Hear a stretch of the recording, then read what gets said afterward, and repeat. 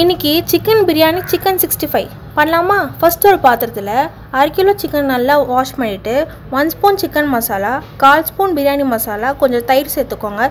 Chicken கொஞ்சம் சாஃப்ட்னஸாக இருக்கும். அப்புறம் 1 ஸ்பூன் இஞ்சி பூண்டு பேஸ்ட், புதினா கொத்தமல்லி சேர்த்துட்டு 15 to 20 மினிட்ஸ் வரைக்கும் நல்லா மேக்னேட் பண்ணி வெயிட்டிஸில் வச்சுக்கலாம். இப்போ ஒரு பெரிய பாத்திரத்தில் எண்ணெய் சூடானதும் பிரியாணி ஸ்பைசஸ் எல்லாத்துலேயும் 2 சேர்த்துக்கோங்க. இப்போ நான் 1/4 கிலோ அரிசிக்கு 4 வெங்காயம் 4 பச்சை மிளகாய் எடுத்திருக்கேன்.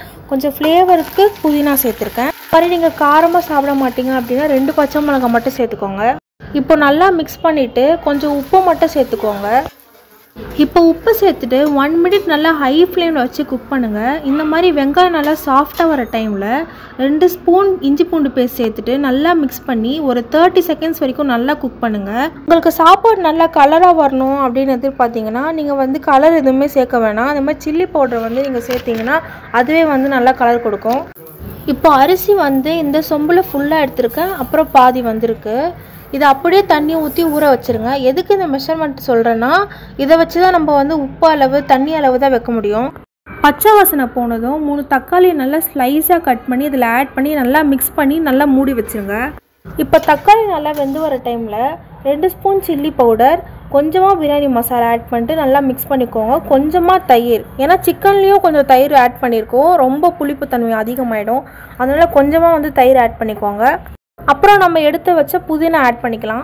இப்போ நம்ம மேக்னேட் பண்ணி வச்சு சிக்கனை இறக்குறோம். நம்ம மசாலா எதுவுமே போடாமல் சிக்கன் மட்டும் ஆட் பண்ணியிருந்தோன்னா பிரியாணியில் இருக்க டேஸ்ட் சிக்கனில் இருந்திருக்காது.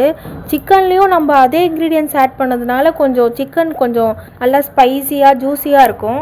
அவ்வளோதான்.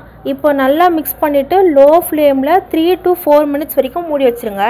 இப்போ நம்ம side by side chicken 65 ready பண்ணிடலாம். இதுக்கு நான் டார்லிங் மசாலா எடுத்திருக்கேன். Chicken 65 1 spoon, chilli powder 1 spoon, cornflour மாவு, தயிர் கொஞ்சம், அவ்வளோதான். மிக்ஸ் பண்ணிவிட்டு நல்லா மேக்னேட் பண்ணி வச்சுக்கலாம்.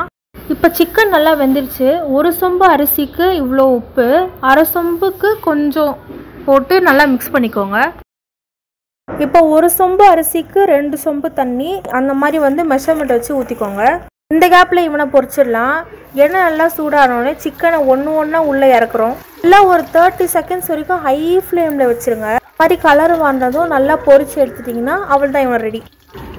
இப்போ தண்ணி நல்லா கொதிச்சோடனே அரிசியை நல்லா கழுவிட்டு உள்ளே சேர்த்துக்கோங்க.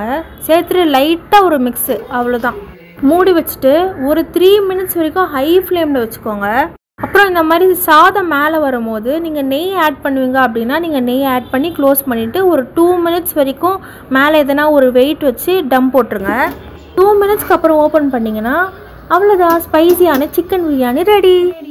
சைடில் எக்கையும் கொஞ்சம் பாயில் பண்ணி வச்சுக்கலாம். பிரியாணியோட முக்கியமான டிப்பே, நிறைய பேர் தக்காளி நாட்டு தக்காளி யூஸ் பண்ணுறாங்க. அதுக்கு பதிலாக பெங்களூர் தக்காளி யூஸ் பண்ணிங்கன்னா புளிப்பு தன்மை இல்லாமல் இருக்கும்.